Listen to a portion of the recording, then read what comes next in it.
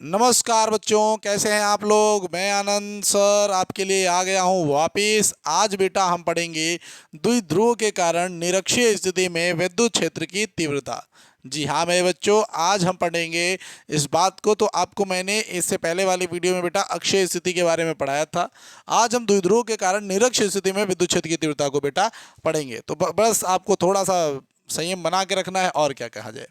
ठीक, तो देखिए सबसे पहले आप समझ लीजिए कि आवेश भैया जानते हैं आप कि भैया माइनस क्यू तथा प्लस क्यू, ये जो भैया द्विध्रुव होते हैं ना।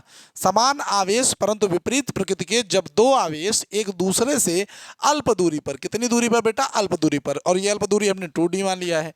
ठीक, तो अल्प दूरी पर रखे हुए हों तो इसे बेटा द्विध्रुव कहा जाता है।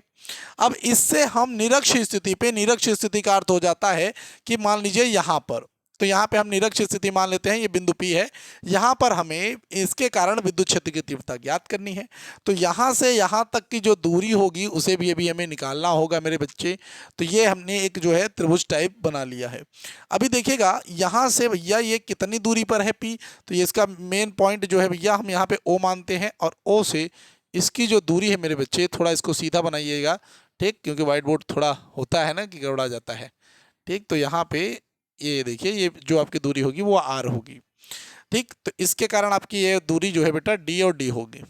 अब आप पीजी प्रमेय लगाइएगा, पाइथागोरस प्रमेय लगाइएगा, तो ये कर्ण होगा, और कर्ण स्क्वायर बराबर लंब स्क्वायर प्लस आपका आधार स्क्वायर होता है। कर्ण का भैया आपको पता भी होगा।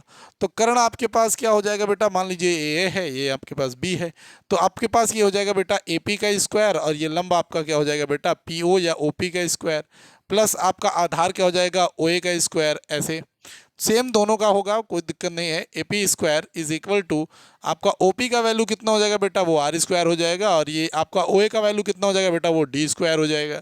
तो यानी ए पी बराबर आप देखेंगे तो आपके पास करनी में R square plus D square हो जाएगा, और जो आपका ए पी होगा बेटा उतना ही आपका बी पी होगा, याद रखिएगा। यानी दोनों के दोनों करनी में आर स्क्वायर प्लस डी का होल स्क्वायर हो जाएंगे। इस बात को आपको याद रखना है। यानी आपका जो ये वैल्यू होगा वो आर स्क्वायर प्लस डी का होल स्क्वायर होगा, और ये यही सेम वैल्यू इसका भी होगा, आर स्क्वायर प्लस डी का होल स्क्वायर का। ये बात आपको याद रखनी है। ठीक, तो सबसे पहले आप लिखेंगे क्या, मैं आपको बता देता हूं, ध्यान से सुनिएगा मेरी बातों को। क्या लिखना है आपको, लैंग्वेज में क्या लिखना है वो बहुत इंपॉर्टेंट मैटर करता है। तो आप लिखेंगे कि भैया माना ए बी एक द्विध्रुव है। ठीक, अगर आपको नहीं समझ में आता तो यहाँ पे भी हमारे देखिए आपको कैप्शन दिखेगा, कैप्शन को ऑन कर लीजिए, तो मेरे साइड में आपको लिखा लिखा सब कुछ आ जाएगा, तो आप वहाँ पे से उसको लिख सकते हैं। ठीक, और साथ ही साथ मैं आपको ये बताना चाहता हूँ भाई कि हम लोगों का एसवीएसी शिक्षा पीठ एप्लीकेशन आ चुका है, तो आप उसको भी डाउनलोड कर लीजिए। आपको लिंक डिस्क्रिप्शन में मिल जाएगी, वहाँ से आप उसको डाउनलोड करिए और खूब मन लगा के पढ़िए, एकदम मस्त, एकदम धुआंधार तरीके से। तो काफ़ी बैचेस हैं वहाँ पे, आप जाइए, कुछ फ्री आपको बैचेस हैं जिनको आप ले सकते हैं, कुछ फ्री आपके वीडियोज़ पड़े हैं वहाँ पे, तो जाइए, फ्री मटेरियल है, पीडीएफ वीडीएफ सब कुछ मिलता है, तो वहाँ से पढ़ो ना मेरे भाई। यहाँ से आपको पढ़ाई संभव है तो वहाँ से पढ़ाई करो।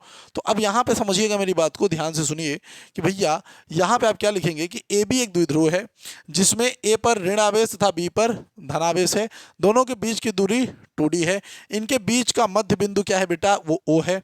O से हम P दूरी पर विद्युत क्षेत्र की तीव्रता ज्ञात करेंगे, और O से P की दूरी पर कितना भैया भैया कितनी दूरी है, वो R दूरी है। सीधी सीधी सी बात आपको ये लिख देना है। अब इसके कारण आपको क्या करना है, ध्यान से सुनिएगा, मैं आपको जो बता रहा हूँ ध्यान से सुनिएगा। सबसे पहले आपको क्या चेक करना है, आपको जो चेक करना है बेटे वो है कि माइनस क्यू के कारण बिंदु P पर विद्युत या विद्युत क्षेत्र की तीव्रता मेरे भाई, विद्युत क्षेत्र की तीव्रता। तो आप चेक करेंगे तो क्या हो जाएगा, E1 बराबर, वो सूत्र आपको पता ही होगा कि भाई E बराबर 1/4 पाई एप्सिलॉन नॉट और Q अपान आर स्क्वायर होता है। अब इसकी जगह पे हम K भी लिख सकते हैं 1/4 पाई एप्सिलॉन नॉट की जगह पे, तो भैया ये K हो गया। अब देखिए Q हो गया, आर स्क्वायर लिखेंगे तो आर स्क्वायर यानी बीच की दूरी होता है, तो बीच की दूरी ए से पी तक के बीच की दूरी क्या है मेरे भाई, वो आप देखिए वो क्या है भैया, करणी में आर स्क्वायर प्लस डी का स्क्वायर, और इसका बेटा होल स्क्वायर। अब विद्युत क्षेत्र की जो तीव्रता होती है वो सदिश राशि होती है, तो दिशा भी लिखनी पड़ेगी। तो माइनस क्यू के कारण जो आपकी दिशा होगी बेटे वो हमेशा याद रखिएगा इसी की तरफ होती है, तो यहाँ पे हमारे पास दिशा हो जाएगी। यानी हमारे पास जो E1 होगा बेटा वो ये हो जाएगा, E1 हमारे पास ये हो जाएगा। यानी हम लिख देंगे बेटा कि P से ए की ओर, हम लिखेंगे बेटा पी से ए की ओर। फिर देखिए यहाँ पे अब हम प्लस क्यू के कारण बिंदु बिंदु पी पर विद्युत क्षेत्र की तीव्रता देखिए, ये विद्युत क्षेत्र की तीव्रता। अब यहाँ पे आप समझिएगा कि प्लस क्यू के कारण बिंदु पी पर जब हम विद्युत क्षेत्र की तीव्रता को देखेंगे तो यहाँ पे क्या होने वाला है, तो प्लस क्यू के कारण बिंदु पी पर विद्युत क्षेत्र की तीव्रता अगर आप देखेंगे तो यहाँ पे आपको लगाना पड़ेगा बेटा E2 बराबर के सेम क्यू ऐसे ही। अब यहाँ बी से अगर आप वहाँ की दूरी देखेंगे तो अब भी बीच में बेटा वही आ रहा है, करनी में आर स्क्वायर प्लस डी का होल स्क्वायर। अब बस याद रखिएगा ये बी से पी की ओर हो जाएगा, ये क्या हो जाएगा बी से पी की ओर, ये आपका क्या हो जाएगा बी से पी की ओर। एकदम क्लियर रहिएगा। अब यहाँ पे जब आपको बी से पी की ओर लिखना है मेरे भाई, तो आपको यहाँ पे बी से पी की ओर आप ऐसे दिखाएंगे, ऐसे, और ये आपका E2 हो जाएगा। क्लियर।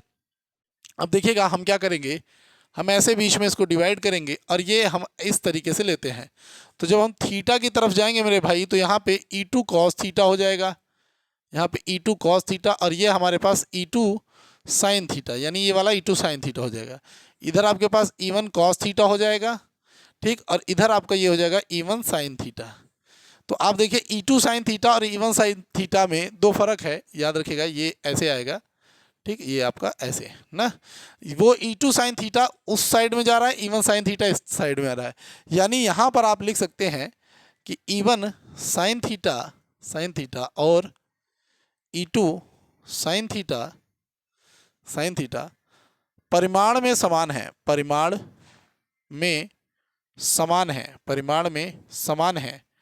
परंतु दिशा विपरीत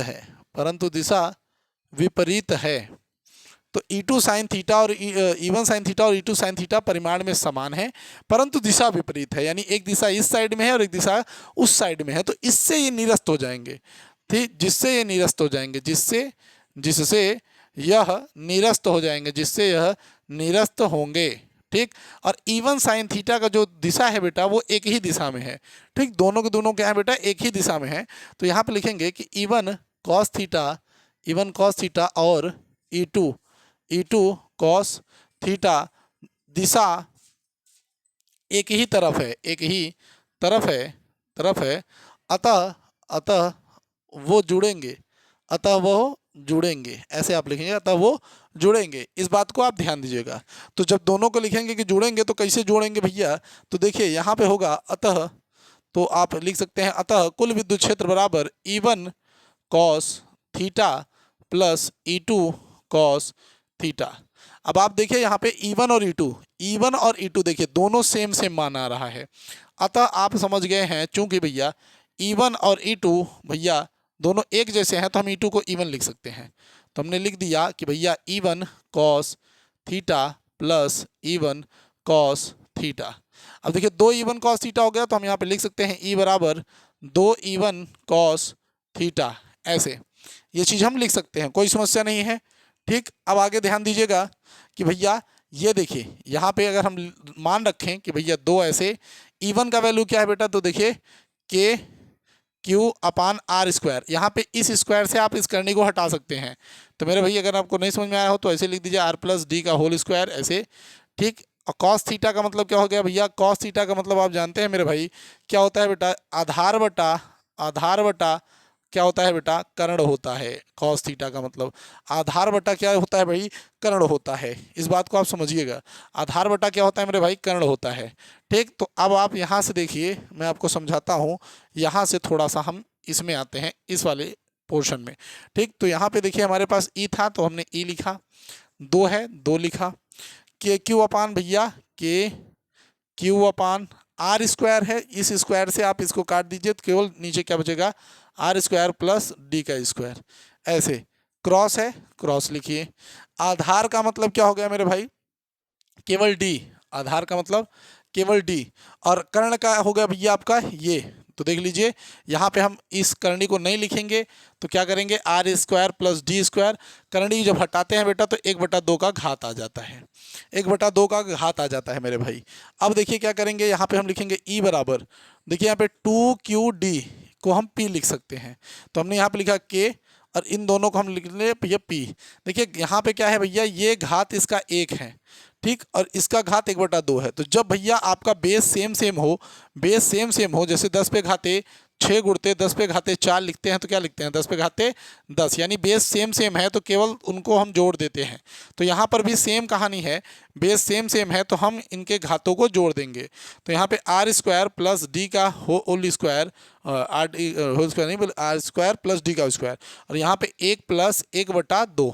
जब इनको हम करेंगे तो बेटा ई बराबर के पी ऐसे, और यहाँ पे हो जाएगा आर स्क्वायर प्लस डी का स्क्वायर, होल स्क्वायर गलती से निकलता है मुंह से मेरे, 3/2। ठीक बेटा, अब आप यहाँ पे समझिएगा कि जो आपका डी है वो बहुत छोटा होता है, ये जो डी होता है वो आर की तुलना में बहुत छोटा होता है। तो आप यहाँ पे लिखेंगे डी बहुत छोटा है किससे बेटा, आर से, अर्थात डी नगण्य है। डी क्या है बेटा, नगण्य है। तो डी को हमने क्या मान लिया कि वो नगण्य है, यानी न गिनने योग्य है। ठीक, तो इससे क्या हो गया मेरे भाई कि ई बराबर के, और ये हो गया P, और यहाँ पे D को जब हटा देंगे तो आर स्क्वायर और बटा 3/2, इस 2 से आपका ये 2 कट गया, जिससे आपके पास क्या हो गया, E बराबर P और R पे घाते 3 और K आपका यहाँ पे। ठीक, अगर अब आपको मान पूरा रख लेना है तो आप उसको भी रख सकते हैं। तो E बराबर 1/4 पाई एप्सिलॉन नॉट P/R पर क्यूब, इस तरीके से आप इसको निकाल सकते हैं, कोई समस्या नहीं है। ठीक बेटा, इस बात को याद रखिएगा। तो आपको ये कैसा लगा ज़रूर बताइएगा, एकदम मस्त लगा होगा, मुझे भी आशा है आपको समझ में आया होगा सारी चीज़। तो बेटा लाइक सब्सक्राइब जरूर करिएगा, और हमारे SBSE शिक्षा पीठ एप्लीकेशन को लिंक हमारे डिस्क्रिप्शन में है, जाके वहाँ से आप जो है इसको डाउनलोड करिए। मिलते हैं आपसे अगली वीडियो में, तब तक के लिए जय हिंद जय भारत।